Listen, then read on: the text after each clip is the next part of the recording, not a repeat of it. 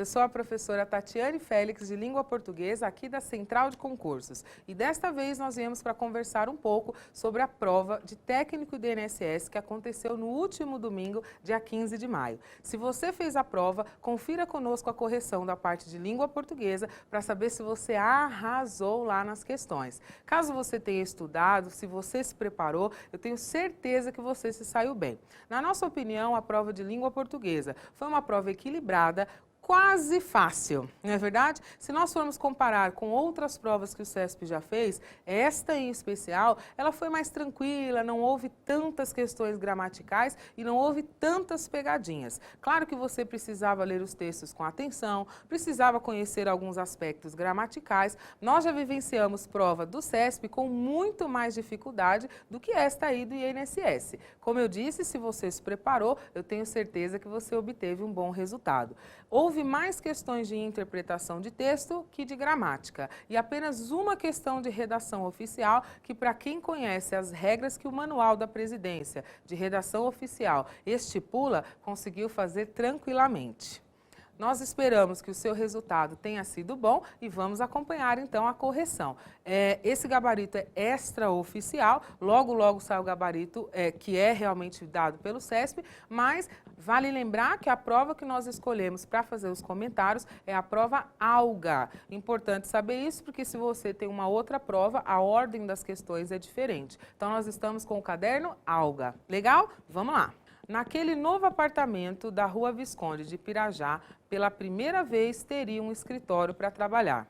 Não era um cômodo muito grande, mas dava para armar ali a minha tenda de reflexões e leitura, uma escrivaninha, um sofá e os livros. Na parede da esquerda ficaria a grande e sonhada estante onde caberiam todos os meus livros. Tratei de encomendá-la a seu Joaquim, um marceneiro que tinha oficina na Rua Garcia Dávila com Barão da Torre. O apartamento não ficava tão perto da oficina, era quase em frente ao prédio onde morava Mário Pedrosa, entre a Farm de Amoedo e a antiga Montenegro, hoje Vinícius de Moraes. Estava ali havia uma semana e nem decorara ainda o número do prédio. Tanto que, quando seu Joaquim, ao preencher a nota de encomenda, perguntou-me onde seria entregue a estante, tive um momento de hesitação. Mas foi só um momento. Pensei rápido, se o prédio do Mário é 228, o meu, que fica quase em frente, deve ser 227. Mas lembrei-me de que ao ir ali pela primeira vez, observara que, apesar de ficar em frente ao do Mário, havia uma diferença na numeração. Visconde de Pirajá, 127. Respondi e seu Joaquim desenhou o endereço na nota. Tudo bem, seu Ferreira, dentro de um mês estará lá a sua estante. Um mês, seu Joaquim, tudo isso? Veja se reduz esse prazo. A estante é grande, dá muito trabalho, digamos 3 semanas. Você percebeu que esse texto é uma narração, até ao contrário daquilo que se esperava, porque a tendência da prova do CESP é perguntar sempre a dissertação, mas dessa vez eles resolveram facilitar a nossa vida. Na cabeça do examinador, quando ele pergunta um texto narrativo, ele facilita a leitura, porque não há raciocínios a serem entendidos, apenas fatos, ordenação de fatos a serem analisados, a serem entendidos aí na sua estrutura em que apareceram. Então, as questões de interpretação de texto associadas a essa narrativa não nos trouxeram tantas preocupações. Vamos acompanhar o que o CESP perguntou? Olha aí. No que se refere aos sentidos do texto 1, julgue os próximos itens. Sempre lembrando aquela ideia de organização das questões de prova, ele já tinha deixado claro que era uma pergunta, ou que seriam perguntas sobre os sentidos, portanto, questão de interpretação de texto. Primeira questão. O trecho dá muito trabalho, lá na linha 27, constitui uma referência de seu Joaquim à confecção da estante, tarefa que, segundo ele, seria trabalhosa. Você se lembra do finalzinho aí do texto? Ele colocou uma fala, que é essa fala do tal do marceneiro, né, do seu Joaquim, e ele disse que dá muito trabalho fazer o quê? Confeccionar a estante. Então, a afirmação que a prova fez em relação a ser difícil a confecção da estante está correta. Tudo bem? Era só voltar ao texto para ratificar aí o que ele disse, mas sem grandes problemas. Certa questão. Próxima. De acordo com as informações do texto, é correto, vamos ver o que está escrito aqui, ó, inferir que seu Joaquim era analfabeto. Antes de nós continuarmos a leitura, só uma lembrança.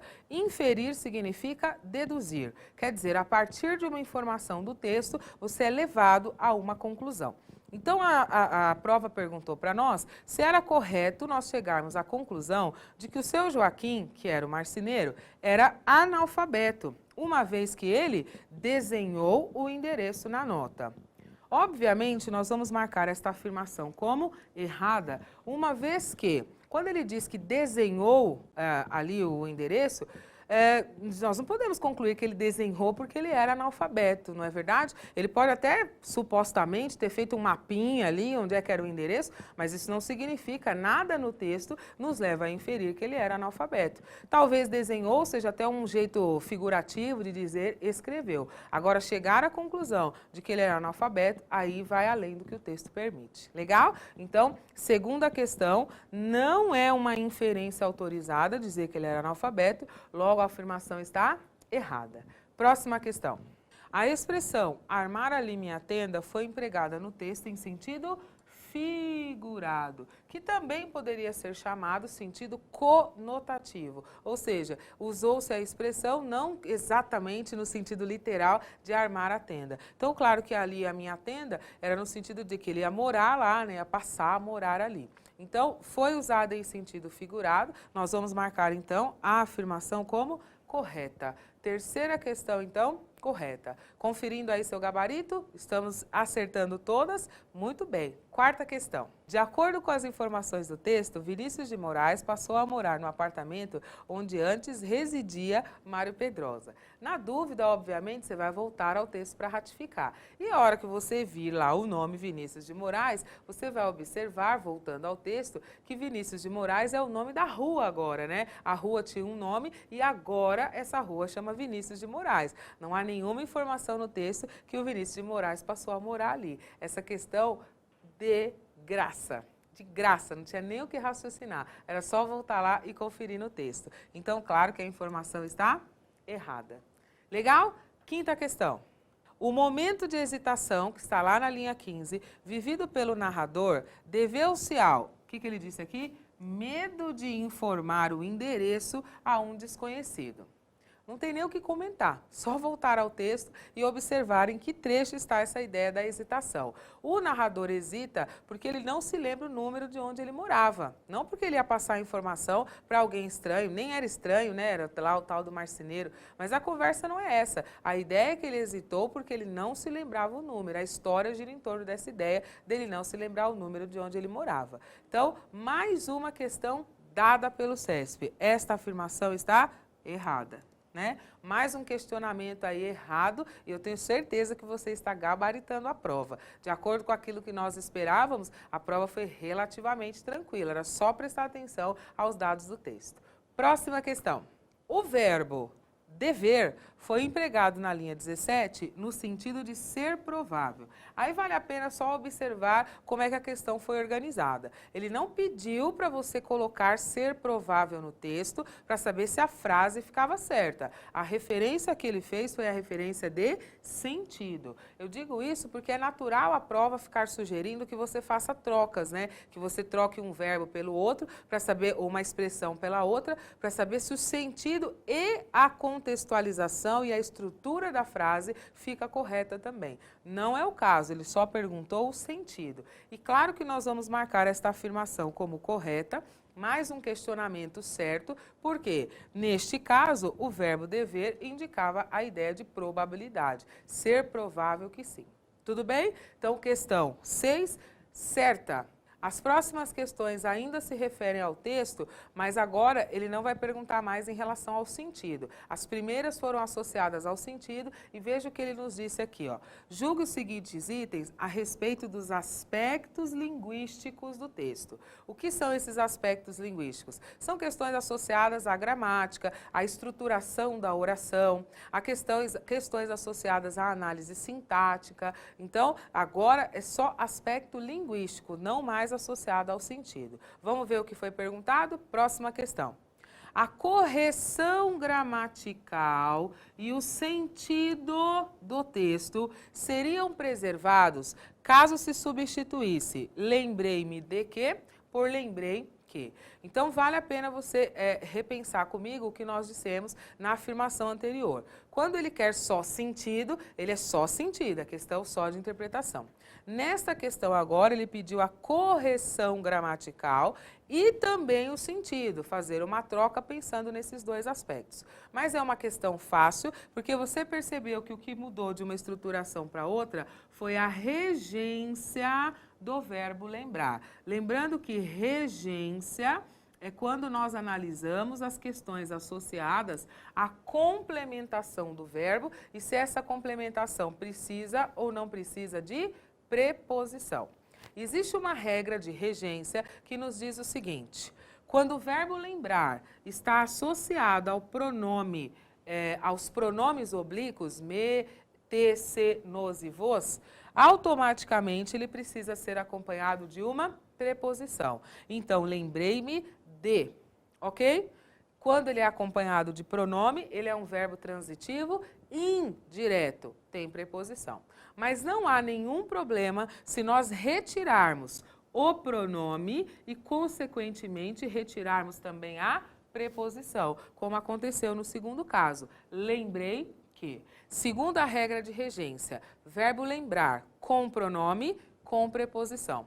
Sem pronome, sem preposição, transitivo direto. Mas as duas formas estão corretas. Se nós trocarmos uma pela outra, não vai fazer diferença, vai ficar correto para a gramática e para o sentido. Logo, a afirmação está correta, mais um questionamento certo neste caso.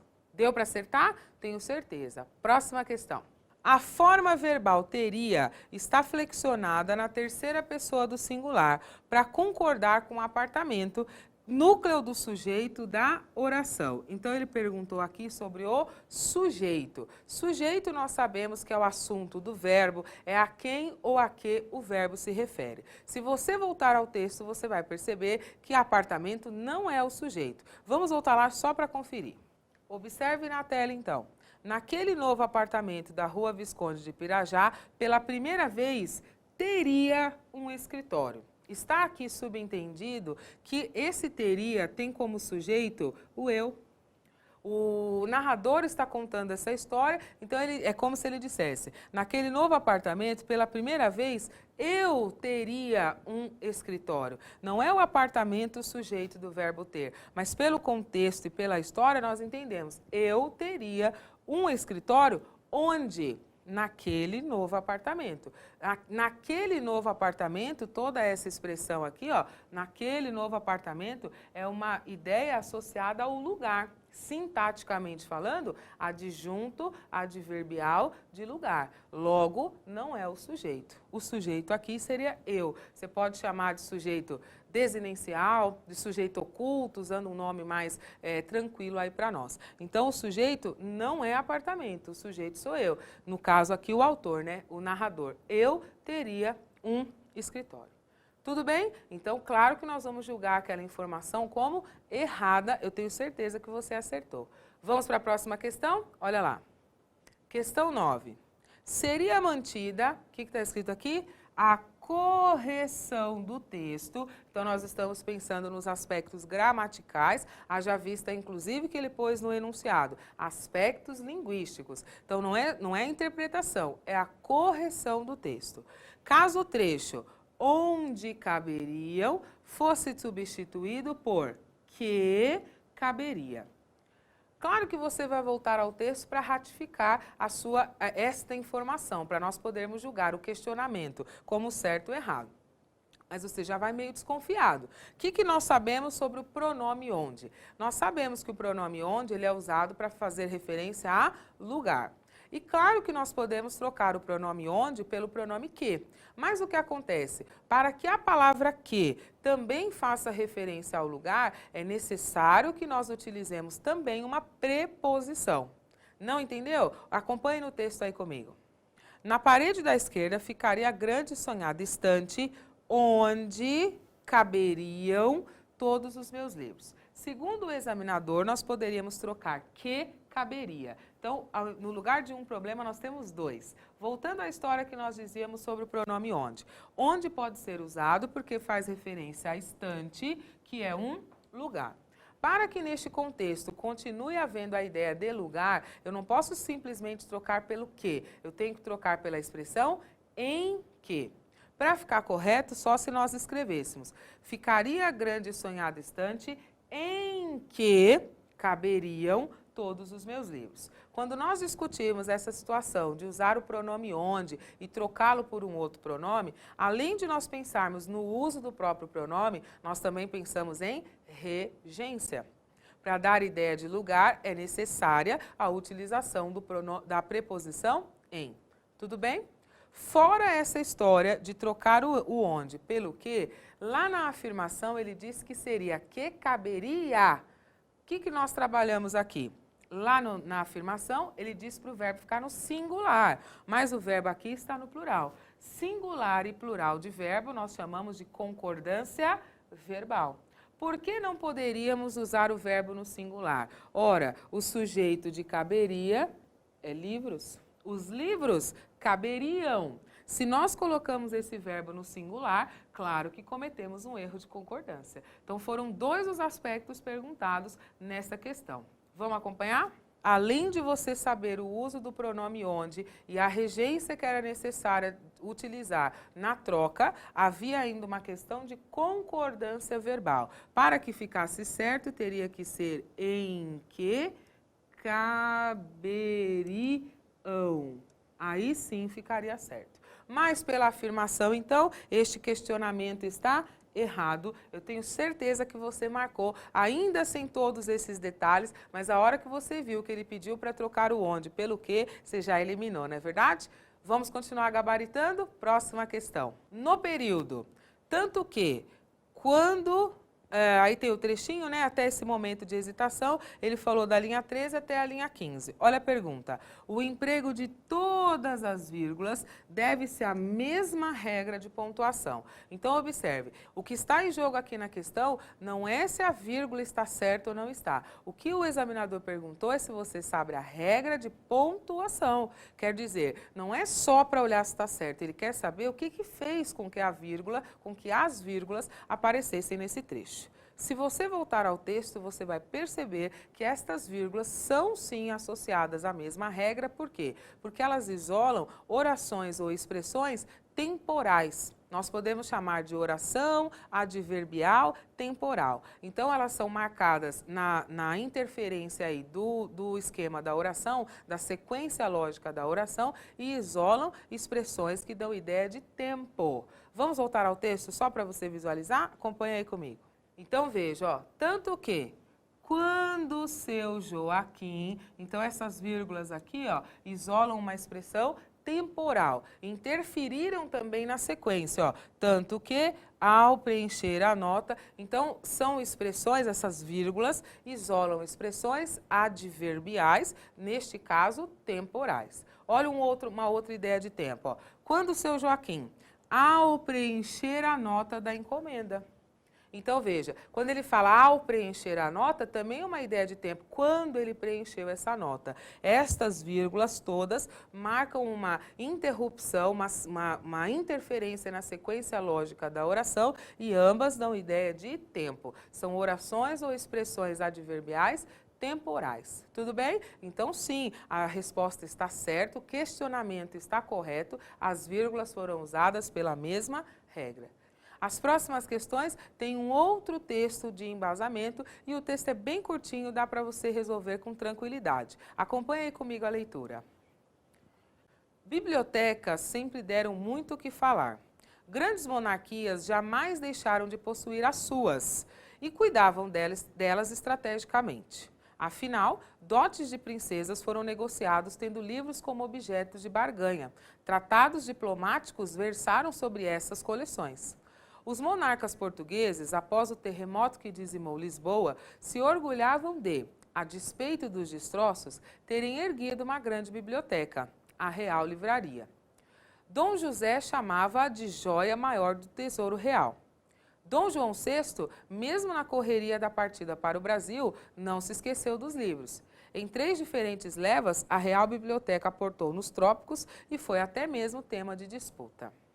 Um texto simples, contando aí a importância, falando sobre a importância da ideia das bibliotecas, não há tantas discussões a serem feitas, mas as perguntas foram ótimas, eu tenho certeza que você acertou. Quando nós falamos que as perguntas foram ótimas, é porque não houve aquele enrosco da interpretação que normalmente as instituições nos trazem nos concursos. As perguntas foram relativamente tranquilas e puramente de reconhecimento de informações do texto, sem grandes inferências. Eu tenho certeza que você acertou. Acompanhe comigo, então, a primeira questão associada a esse texto, que na prova tem uma outra numeração. Vamos ver?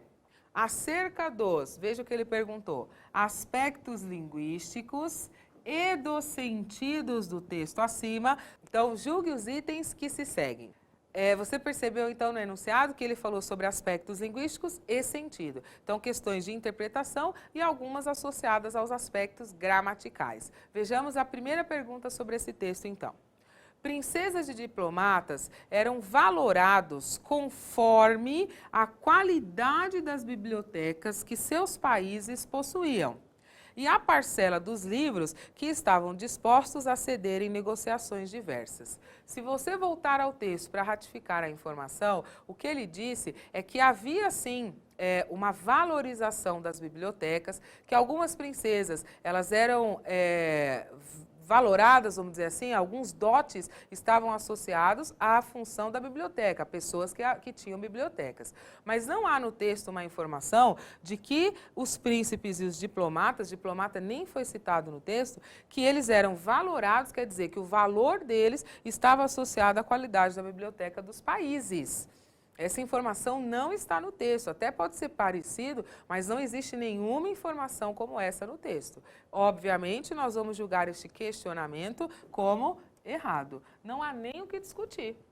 Não é nem questão de recurso, nada. Como eu disse no início, foram questões interpretativas para você retirar as informações do texto, sem grandes abstrações. Errado o questionamento. Deu para fazer? Próxima questão.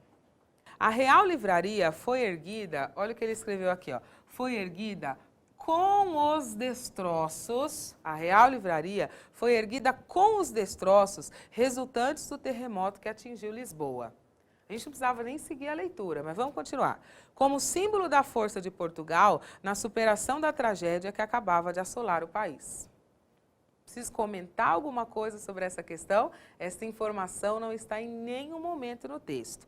Mas vamos supor que você teve uma loucura e quis marcar essa alternativa ou essa questão como correta. Volte ao texto rapidamente para você visualizar um trechinho comigo. Acompanhe aí.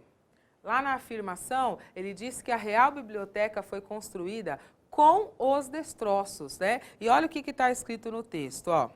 Os monarcas portugueses, após o terremoto que dizimou Lisboa, se orgulhavam de, a despeito dos destroços, terem erguido uma grande biblioteca. Eles não construíram com os destroços, foi a despeito, quer dizer, apesar desses destroços, apesar da destruição, foi construída uma grande biblioteca. Então é óbvio que aquela afirmação estava errada, o questionamento totalmente incorreto. Era só voltar ao texto, caso você tivesse dúvida, para ratificar a questão. Aliás, a interpretação de texto é isso, voltar ao texto para observar se as informações estão ali. Interpretar é retirar as informações do texto. Tudo bem?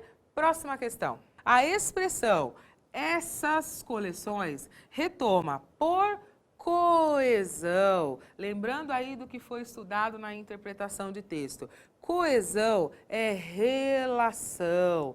Coesão é quando você usa um determinado elemento, como um pronome, por exemplo, para recuperar aquilo que já foi escrito, para retomar palavras, para fazer referências dentro do texto. A coesão é a ligação entre as ideias, entre as orações, entre as expressões. Segundo o texto, a expressão essas coleções retoma por coesão, por relação, o termo bibliotecas que está na linha 1.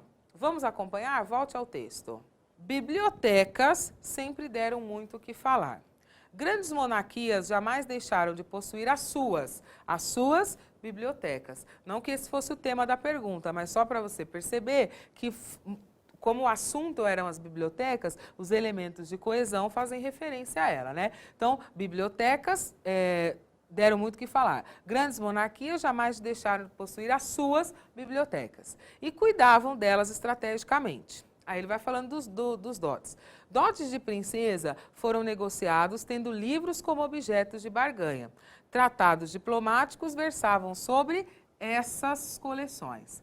Nós até poderíamos pensar que essas coleções fariam referência aos livros, né? As coleções de livros. Mas como tudo o que foi dito faz referência às bibliotecas, é lícito sim que nós achemos que essas coleções se refiram aqui a bibliotecas, como ele afirmou. Essas coleções fazendo referência a bibliotecas na linha 1. Por coesão, pelo entendimento textual, nós chegamos a essa conclusão. Logo, a afirmação está correta.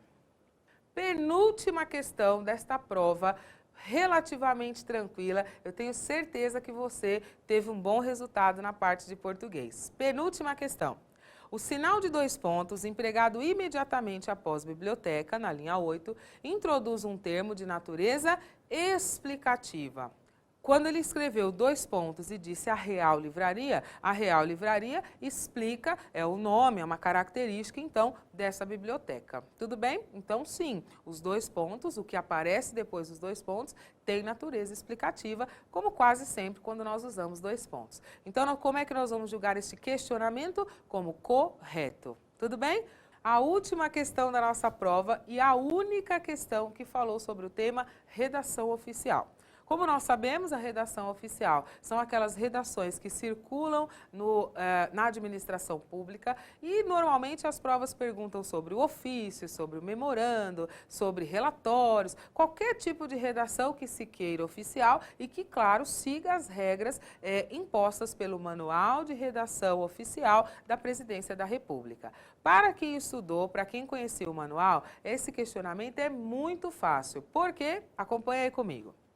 O trecho seguinte é adequado para compor a parte inicial de um memorando. Aqui estava a dica. E o que nós sabemos sobre o memorando? Nós sabemos que o memorando é uma comunicação interna. Só pode ser usado, então, ali no mesmo setor, no mesmo departamento, é uma comunicação interna. E o manual nos diz que exatamente porque é uma comunicação interna, num memorando não é possível que haja local. Há outros problemas aqui, mas já chama atenção para isso, se você estudou, você matou a questão na hora. Exatamente porque é uma comunicação interna, não é possível que nós coloquemos o lugar na data. A data de um memorando, também vamos tirar essa vírgula aqui, né? Ela é escrita assim, ó, em 2 de fevereiro de 2016. Por isso que nós falamos, quando estudamos, que para você diferenciar uma redação da outra, olhar a data, memorizar a data, era um bom caminho. Acertamos aí. Além disso, além de ter o problema com a data, faltou o número do memorando, que pela estrutura aparece o número do memorando aqui, não é? Seriam aí os principais momentos que nós poderíamos, então, analisar neste memorando para julgar este questionamento como errado. Não precisava nem ler o resto, nem saber dessa história do CEP, que já era um problema, né? CEP, Brasília, se é uma comunicação interna, não há necessidade disso. Então, para fechar a questão, para ser uma coisa rapidinha aí, para que você deve ter acertado na prova, era só olhar para a data. Memorando, comunicação interna, não tem local na data. Então, a questão 15, a última questão dessa prova, ela está também errada. O que você achou, então, desta prova de língua portuguesa? 15 questões bem elaboradas, aparentemente sem nenhum recurso, tudo tranquilo, e você percebeu que era necessário aplicar os conhecimentos sobre interpretação de texto e alguns conhecimentos gramaticais. Apareceram aí, então, questões associadas à regência, à concordância, ao uso dos pronomes, quando ele perguntou lá o onde, mas predominou a interpretação, que por acaso estava bem tranquila. A redação oficial também foi uma pergunta que, para quem estudou, dava para resolver com tranquilidade. Espero que você tenha tido um bom resultado, mas independentemente de qualquer resultado, não desista. Como você sabe, concurso público nós estudamos até passar. Se não aconteceu neste, vai ser no próximo com certeza. Nós aqui da Central de Concursos estamos dispostos a te ajudar. Boa sorte aí no seu resultado. Um abraço.